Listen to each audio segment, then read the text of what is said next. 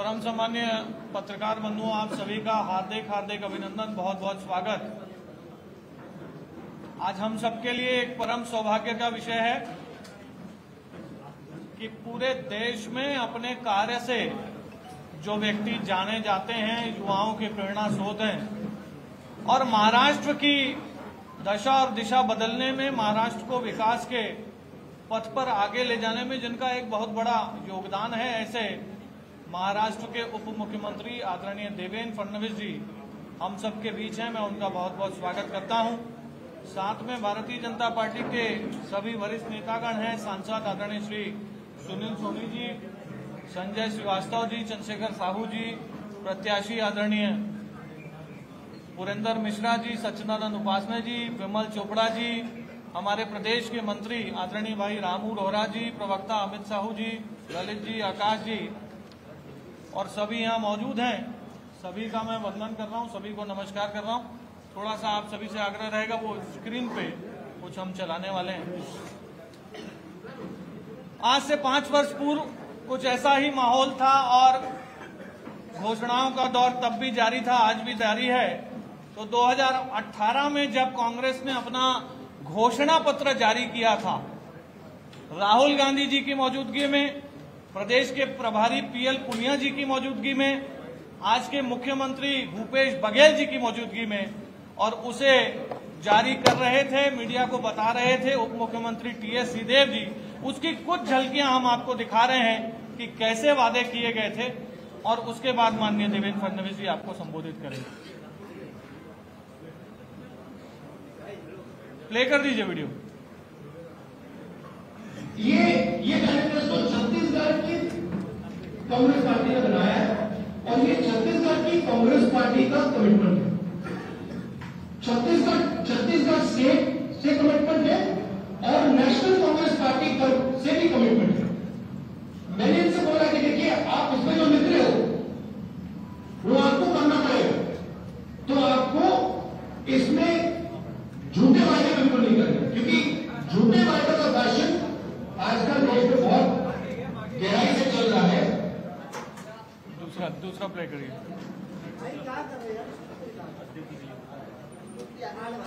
माननीय जिला अध्यक्ष जी जयंती भाई पटेल जी भी यहाँ हैं, उनका भी स्वागत।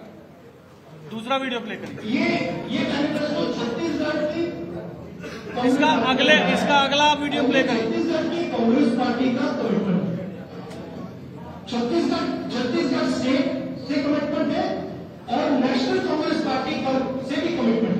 इसके आगे का वीडियो चला बोला कि देखिए, आप इसमें जो लिख रहे हैं,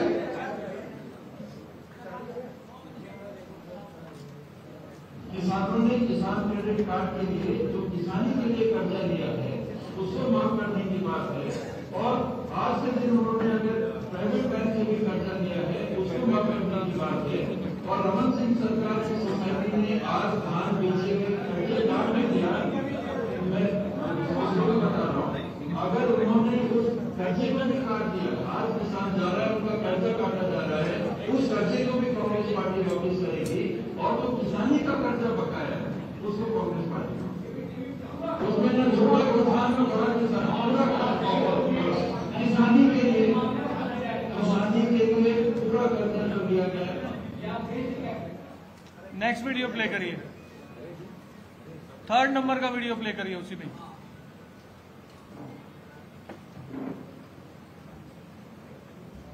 हमारे अध्यक्ष जी ने राजनांदगांव में इस बात की घोषणा की थी कि छत्तीसगढ़ में खूब शराबबंदी होगी अनुसूचित क्षेत्रों में, क्योंकि पेशा कानून लागू है और पेशा कानून में प्रावधान है कि ग्राम सभा अपने क्षेत्र में तय करेगी कि शराबबंदी होगी कि नहीं। वहाँ हम पेशा कानून का पूर्ण आदर करेंगे। छत्तीसगढ़ में पूर्ण शराबबंदी होगी और उसके बाद चौथे वीडियो का टाइमिंग के साथ प्ले करिए।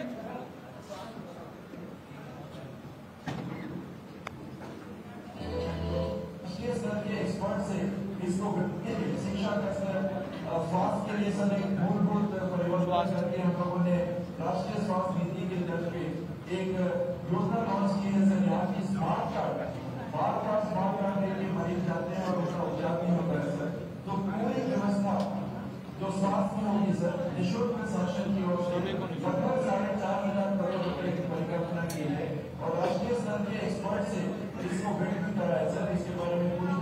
नेक्स्ट वीडियो प्ले करिए। रोजगार के संदर्भ में सर 1 लाख शासकीय पद शिक्षक बचे शिक्षक 1 लाख हो रहा है सर। प्राइवेट स्कूल में नर्सरी से शिक्षा चालू होती है सर, प्ले स्कूल से शिक्षा चालू होती है, और हमारे सरकारी स्कूल में जो बच्चे जाते हैं ग्रामीण क्षेत्र के पहली कक्षा से आंगनबाड़ियों को हम लोगों ने प्राइवेट स्कूल सरकारी स्कूल में जो बच्चे जाते हैं ग्रामीण क्षेत्र के, तो आंगनबाड़ियों को कलेक्टर रेट दे ग्रामीण सर। आखिरी वीडियो प्ले कर दीजिए जो लास्ट है।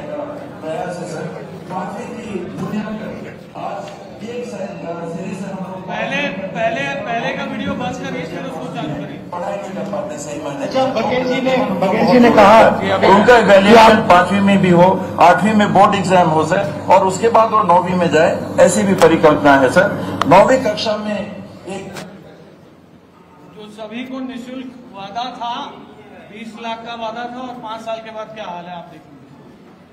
अच्छा, बघेल जी ने कहा कि आपके जो स्वास्थ्य में जो आपको इंश्योरेंस मिलता है 10 लाख रुपए, 5 लाख रुपए मिलता है, उसको हम 10 लाख रुपए का कर देंगे। अब इन बहुत सारे झूठे वादों के बाद मैं माननीय फडणवीस साहब को आग्रह करता हूं, आप सबको संबोधित करेंगे।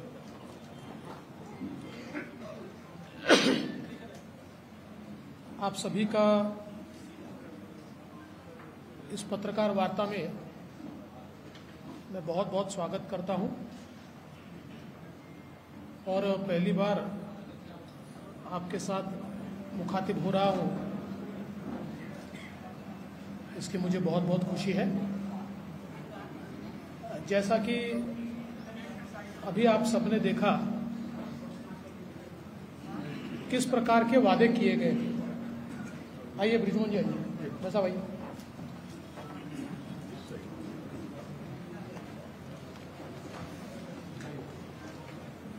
लेट हो गए आप।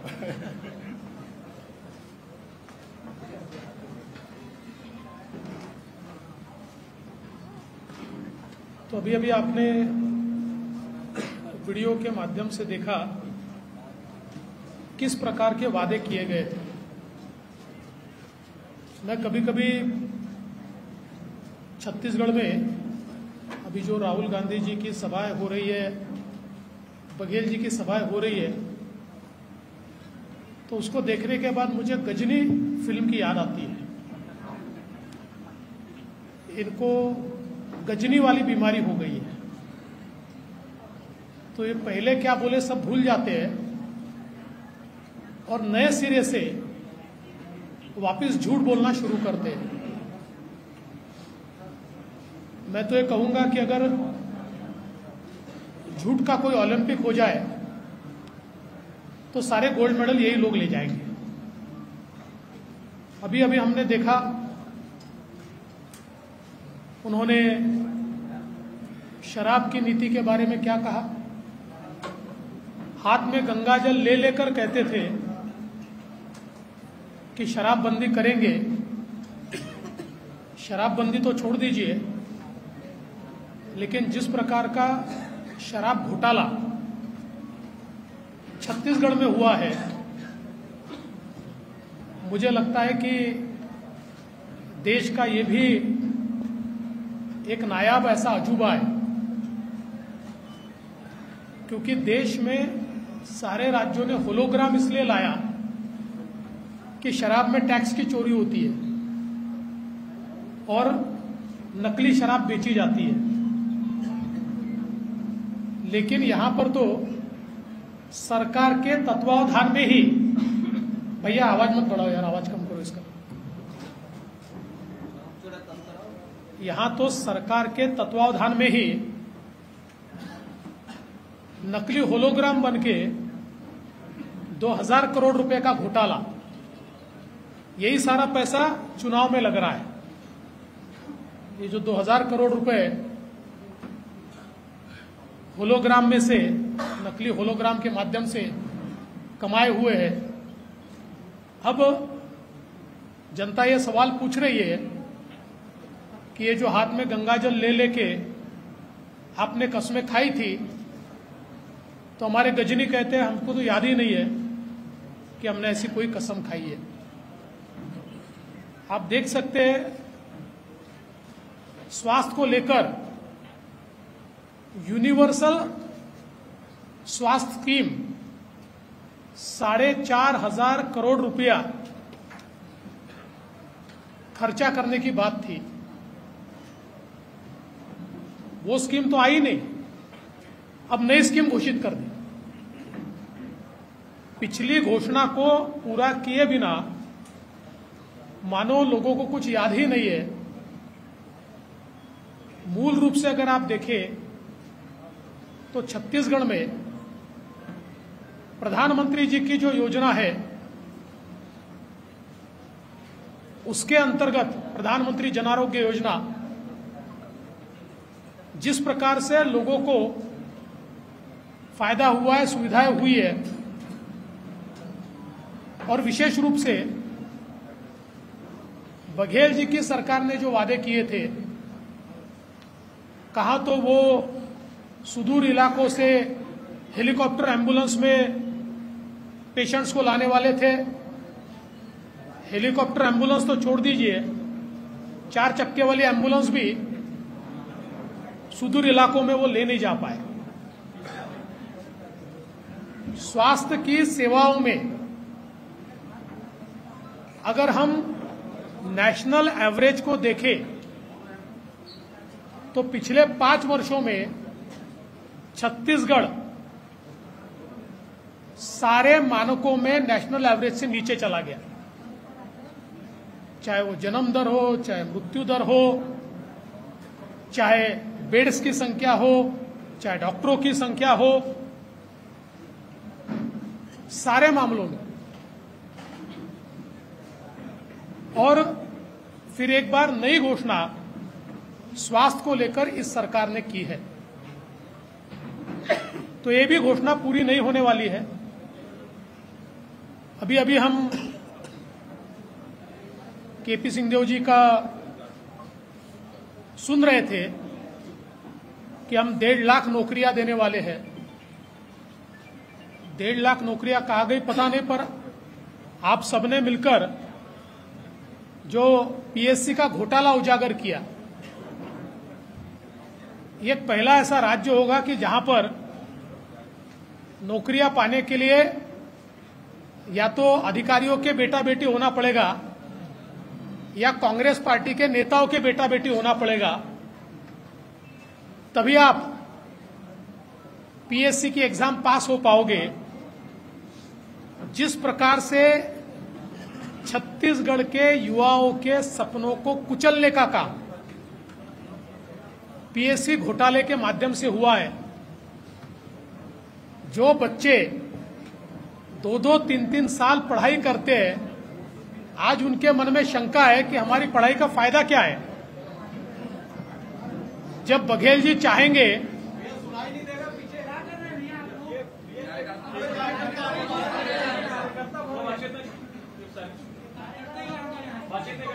भैया, कार्यकर्ताओं से निवेदन है आप शांति से पीछे खड़े हो जाइए। ये वार्ता पत्रकारों के लिए है, आप तो सारी चीजें सुन चुके हैं। शांति बनाए रखें। तो कुल मिलाकर अगर हम देखें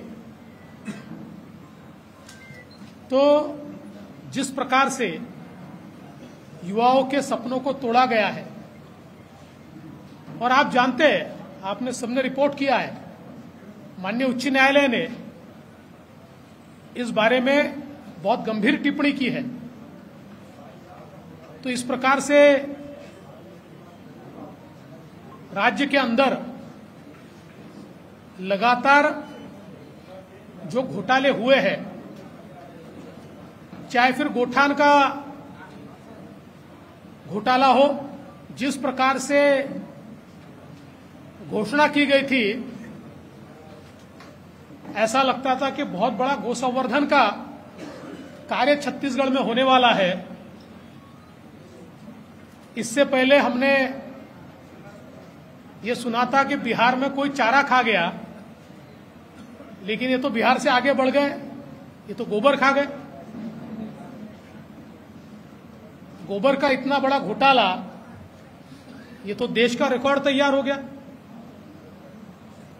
तब ये घोटालों की जो पूरी लिस्ट है, जो फेरिस्त तैयार हो रही है, 5 वर्षों की बघेल जी की सरकार ये घोटालों की सरकार है।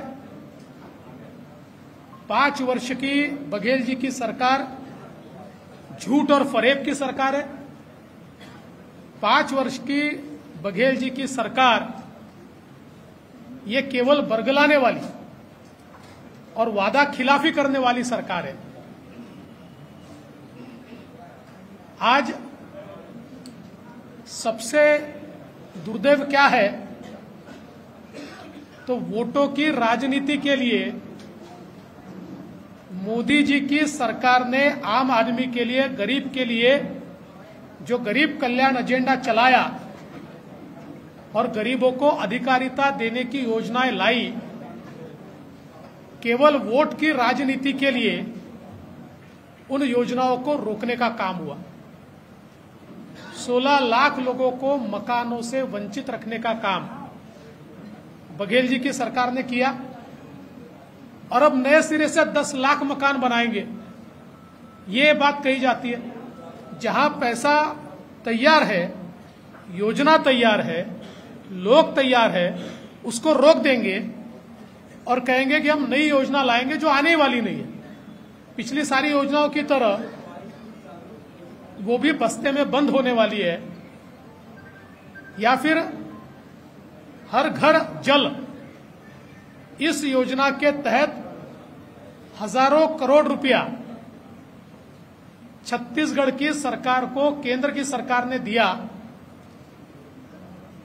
और आज देश की अंतिम 5 राज्यों में, अंतिम 5 कि जहां प्रगति नहीं हो पाई, कुछ राज्य 100% है, कुछ 80% है, कुछ 90% है, कुछ 95% है, लेकिन जो 50% भी नहीं पहुंच पाया, इस प्रकार का जो राज्य है वो छत्तीसगढ़ है। क्योंकि हर घर जल के लिए जो पैसा केंद्र सरकार ने दिया था,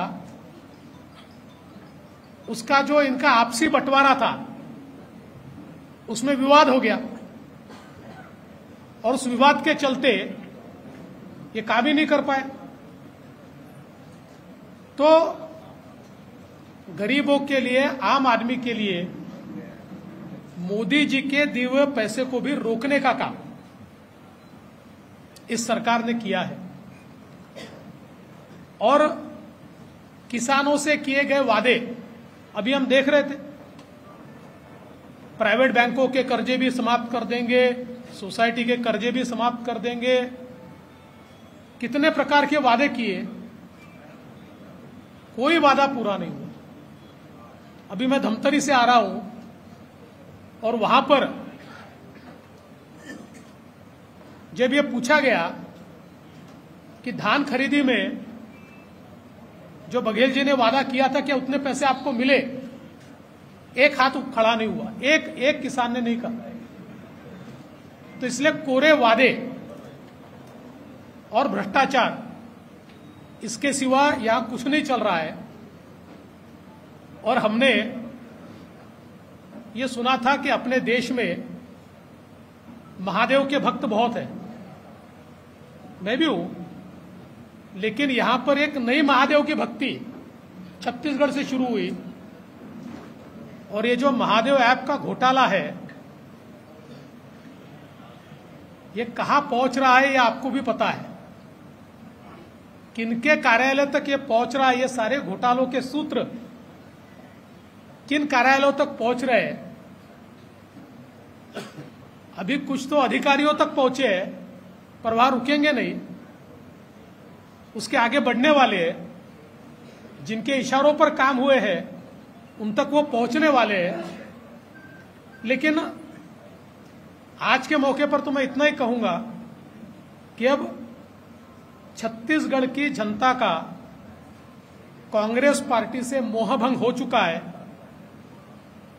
और मेरा विश्वास है कि फिर एक बार प्रधानमंत्री मोदी जी के ऊपर जो छत्तीसगढ़ का विश्वास है, उसके चलते छत्तीसगढ़ की जनता भारतीय जनता पार्टी को चुनकर देंगी और पूरे बहुमत के साथ छत्तीसगढ़ में भारतीय जनता पार्टी की सरकार बनेगी। मैं आपके माध्यम से जनता से अपील करना चाहता हूं कि मोदी जी के साथ चलने वाली सरकार, भारतीय जनता पार्टी की सरकार, छत्तीसगढ़ में वापस लाने के लिए जनता भारतीय जनता पार्टी को आशीर्वाद दे।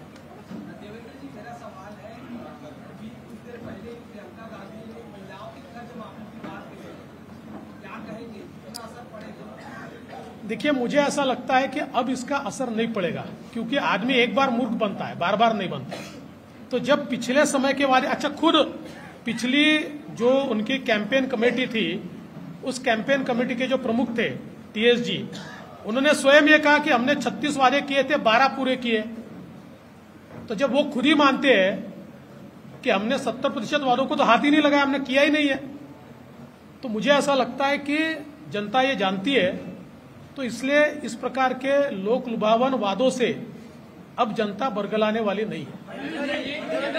ये सवाल था कि अब तक के चुनाव के समय घोषणा पत्र, जब घोषणा पत्र आता था उसमें वादे आते थे, लेकिन अब ये हो गया कि घोषणा पत्र आने से पहले कांग्रेस में बड़ा वादा भूपेश बघेल जी की तरफ से आया कर्ज माफी का, इसके बाद राहुल जी की तरफ से आया कि पीजी से लेके जो है पोस्ट ग्रेजुएट तक शिक्षा फ्री, उसके बाद जो है प्रियंका जी का आ गया।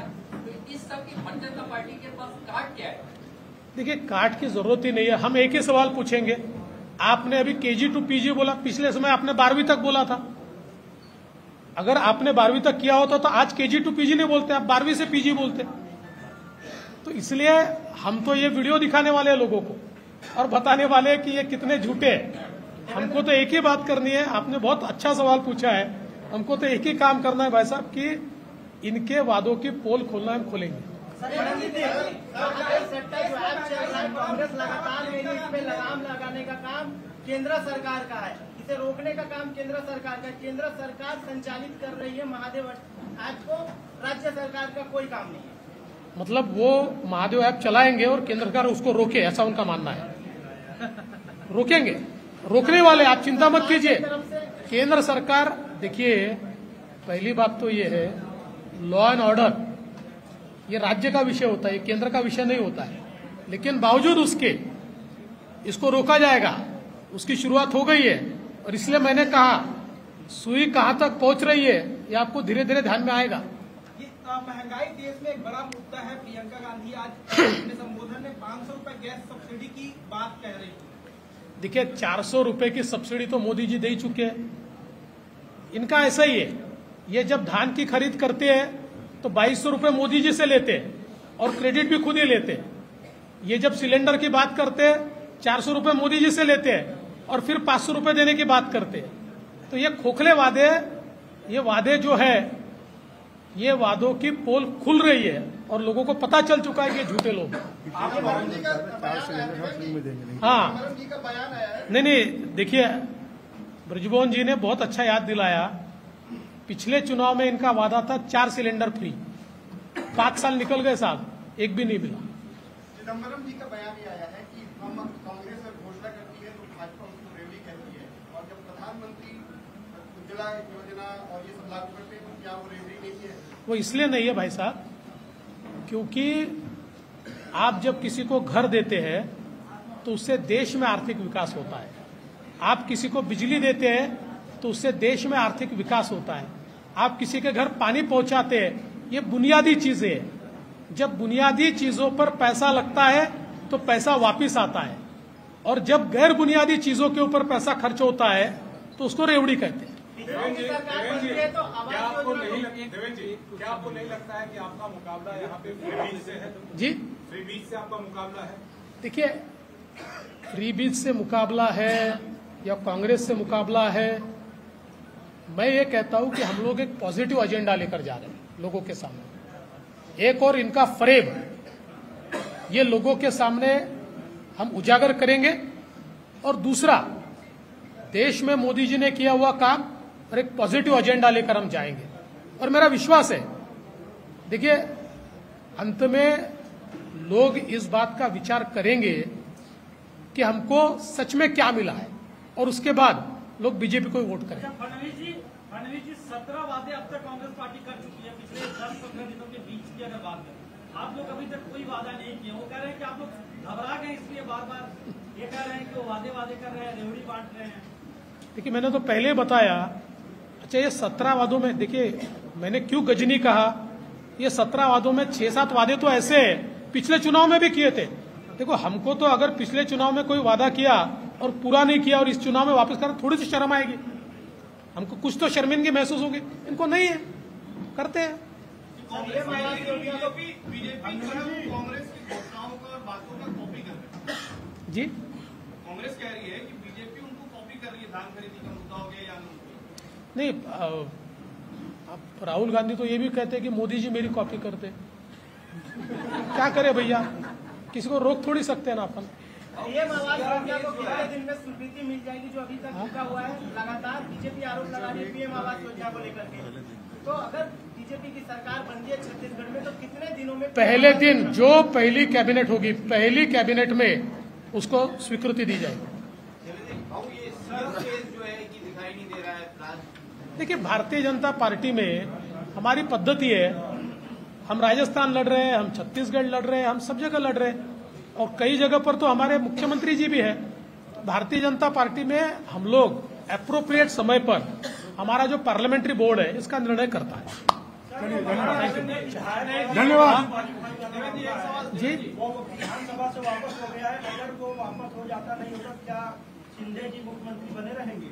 देखिए आप अभी महाराष्ट्र पे मत आइए, लेकिन आप आए तो मैं बोल देता हूं, महाराष्ट्र जाके महाराष्ट्र पे बोलना है, लेकिन आप ये लिख लीजिए और मेरा बयान तो नेशनल टेलीविजन पे जा रहा है, शिंदे जी ही मुख्यमंत्री रहेंगे, पूरा कार्यकाल पूरा करेंगे, एक दिन भी कम नहीं, पूरा कार्यकाल शिंदे जी पूरा करेंगे। धन्यवाद।